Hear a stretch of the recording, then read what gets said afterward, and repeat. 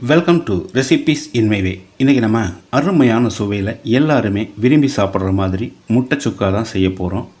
ரொம்ப சுலபமாக இதை எப்படி செய்கிறது, இதுக்கு தேவையான பொருட்கள் என்ன பார்க்கலாம் வாங்க. பவுலில் 4 முட்டை உடச்சி ஊற்றி வச்சுருக்கேன். இதில் ஒரு 1/4 டீஸ்பூன் உப்பு, 1/2 டீஸ்பூன் மிளகுத்தூள் சேர்த்து கலந்துடலாம்.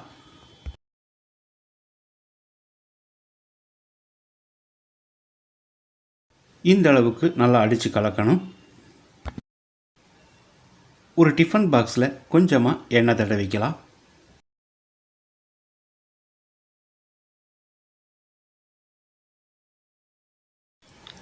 எண்ணெய் தடவின இந்த பாக்ஸில் நம்ம அடித்து கலந்து வச்ச முட்டையை உடச்சி ஊற்றி மூடிடலாம்.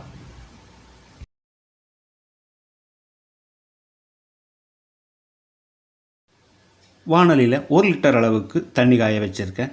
எல்லார் வீட்லேயுமே சூடான பாத்திரம் வைக்கிறதுக்கு இந்த மாதிரி ஸ்டாண்ட் இருக்கும், அதை உள்ளே வச்சிடலாம். அதுக்கு மேலே டிஃபன் பாக்ஸ் வச்சு மூடிடலாம். அளவான தீயில் ஒரு 10-12 நிமிஷம் வேகட்டும். 15 நிமிஷம் வேக விட்டுருந்தேன். இப்போ முட்டை நல்லாவே வெந்திருக்கு. இது நல்லா ஆறின பிறகு கத்தியில் டிஃபனோட ஓரத்தில் எடுத்து விடணும். ஒரு ஸ்பூனால் இந்த மாதிரி எடுத்து விட்டுக்கலாம்.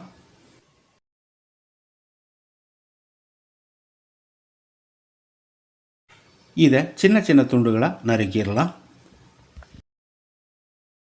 ரொம்ப பெருசாக வேண்டாம், 1 இன்ச் அளவுக்கு இருந்தாலே போதும்.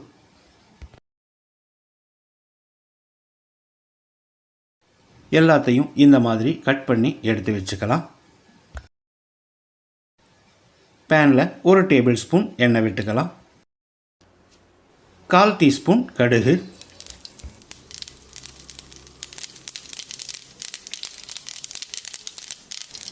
ஒரு பெரிய வெங்காயம் பொடியாக நறுக்கினது, கொஞ்சமாக கருவேப்பிலை சேர்த்து வெங்காயத்தை நல்லா பொன்னிறமாக வதக்கிடலாம்.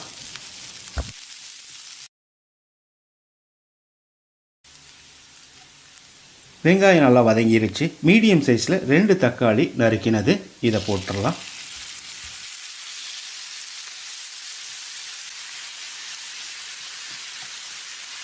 அரை டீஸ்பூன் அளவுக்கு உப்பு சேர்த்து தக்காளியை மசிகிற அளவுக்கு வதக்கிடலாம்.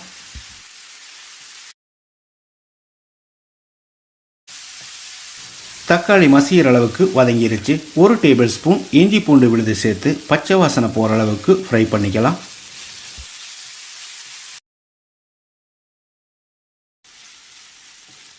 இஞ்சி பூண்டு விழுது பச்சை வாசனை போன பிறகு 1/4 டீஸ்பூன் மஞ்சள் தூள், 1 டீஸ்பூன் மிளகாய்த்தூள், 1/2 டீஸ்பூன் மல்லித்தூள், 1/2 டீஸ்பூன் சீரகத்தூள், 1 டீஸ்பூன் மிளகுத்தூள். ஒரு 15-20 செகண்ட் இதை பிரட்டி விட்டுறலாம்.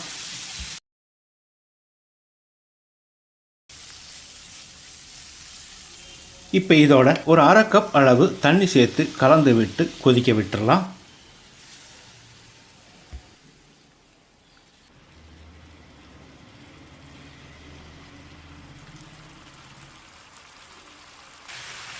இந்த கிரேவி நல்லா கொதித்து வந்துருச்சு. ஒரு தரம் கலந்து விட்டுறலாம்.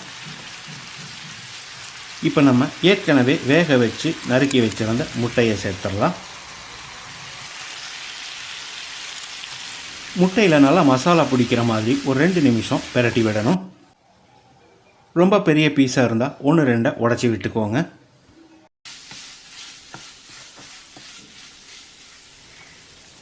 ஒரு 1/4 டீஸ்பூன் அளவுக்கு கரம் மசாலாவையும் சேர்த்து கலந்து விட்டுறலாம்.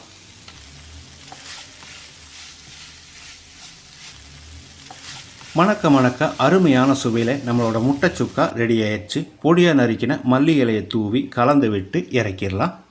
இதே மாதிரி இதே அளவுகளோடு நீங்களே செய்து பாருங்கள். இந்த வீடியோ பிடிச்சிருந்தா லைக் பண்ணுங்கள், கமெண்ட் பண்ணுங்கள், ஷேர் பண்ணுங்கள். சப்ஸ்கிரைப் பண்ணாதவங்க சப்ஸ்கிரைப் பண்ணுங்கள். மறக்காமல் பெல் பட்டனை கிளிக் பண்ணுங்கள்.